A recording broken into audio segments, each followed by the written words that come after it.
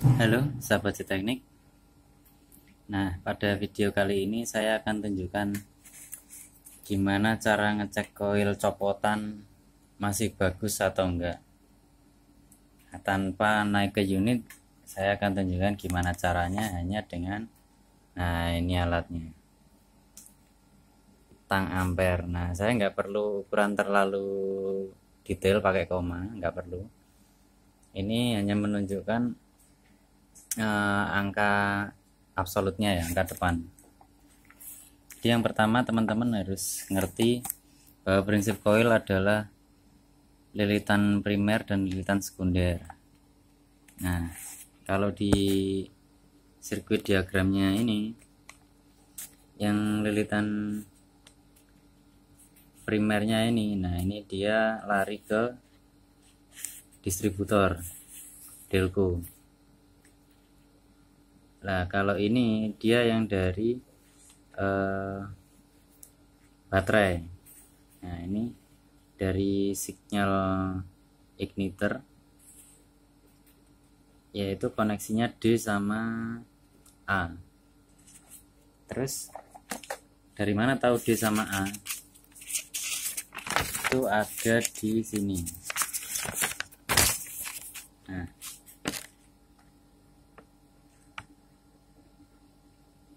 jadi bagaimana inspeksinya di bengkel juga tidak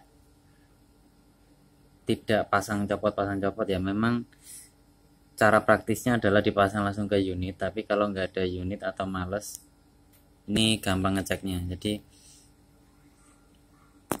satu, dengan syarat kontaknya harus mati.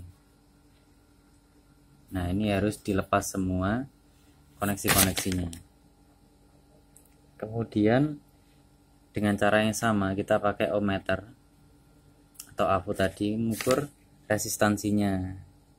Oke, primer, sorry saya tadi keliru. Primer itu ada di bagian untuk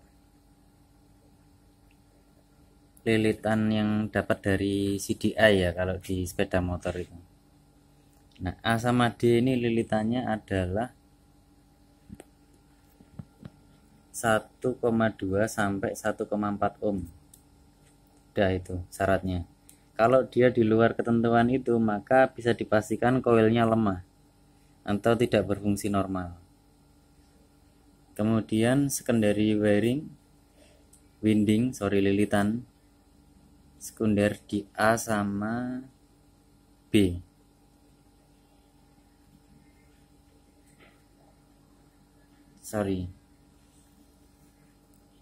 Sama second terminal ngukurnya. Jadi langsung A sama second terminal. Lah, ini nilainya 11,074 atau 11 kilo ohm sampai 11,5 kilo ohm. Nah, apa guna resistansi di sini? Ini adalah tambahan ya, safety factor. Jadi kadangkala di mobil itu ada fluktuasi pengapian, jadi dia nggak sepenuhnya lari ke primer coil, tapi ada yang dibocorkan masuk ke resistansi ini. Nah, jadi saya akan tunjukkan gimana ngeceknya. Jadi ngelihatnya adalah di sini. Ini untuk semua tipe coil single coil ya, jangan yang mobil fuel injection sekarang kan dia multi coil tuh. Sebentar. Nah, ini teman-teman harus melihatnya pada posisi gini kalau disamakan dengan ini manual book. Jadi kabel biru saya itu adalah pin B, pin D. Nah, yang kanan itu B sama A. Jadi kita mau ngukur apanya dulu nih?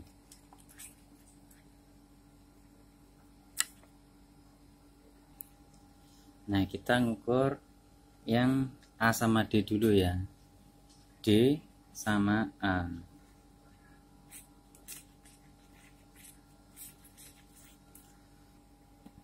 Nah, ini udah tersambung pin D sama A. D nya itu di kabel hijau, D nya itu di kabel biru, terus A nya itu di kabel hijau untuk mengukur lilitan primer.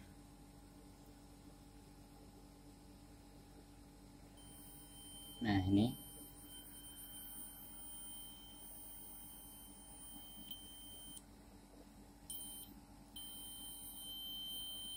di sini menunjukkan 2,4 ohm ya. Nah, kalau melihat ini service limitnya ada di 1,4 atau 1,5 ohm. Jadi bisa dikatakan koil ini sudah tidak standar. Artinya kondisinya sebaiknya tidak digunakan. Ya wajar karena usia ya, udah 30 tahun lebih, tapi ya bisa digunakan koilnya. Kalau rentangnya tidak terlalu jauh, biasanya masih bekerja normal, hanya efisiensinya yang turun teman-teman. Jadi pengapiannya mungkin agak kecil, tapi jangan sampai putus total atau nol. Nah, itu short circuit biasanya. Nah, kemudian kita akan ukur di lilitan sekunder. Nah, sekundernya ini berapa? Dia ada di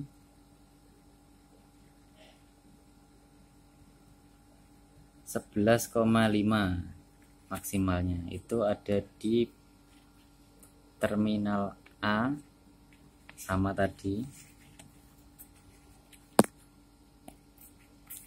A yang sebelah sini, sama secondary terminal yang ini gede.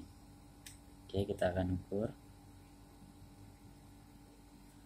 Jangan lupa selektornya dipindah dulu ke 20 kilo karena ini lilitannya kecil yang sekunder.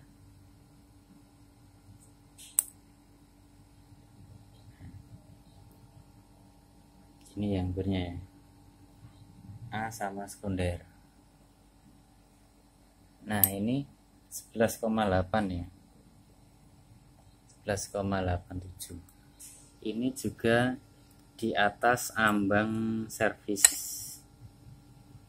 yaitu 11,5, tapi hanya selisih 0,3 ya, masih ditolerir lah. Artinya ini 80% masih bisa digunakan, bahkan 100% masih bisa dipakai, hanya efisiensinya yang kurang maksimal gitu teman-teman. Jadi kalau teman-teman yang suka ngejar irit, suka ngejar performance meskipun pakai koil ori copotan, nah jangan disamakan nih dengan barang baru karena sudah tidak memenuhi servis standar, apalagi ditambah kabel-kabelnya yang mungkin koneksinya sudah tidak bagus ya, kayak ini mungkin skrunya longgar. Oke, mungkin ini saja yang bisa saya sharing. Nah, ini tanpa dinaikkan ke unit pun yakin ini 100% bisa nyala koilnya. Jadi kayak gitu caranya ya. Sampai ketemu di pertemuan cek inspection yang lain. Salam teknik.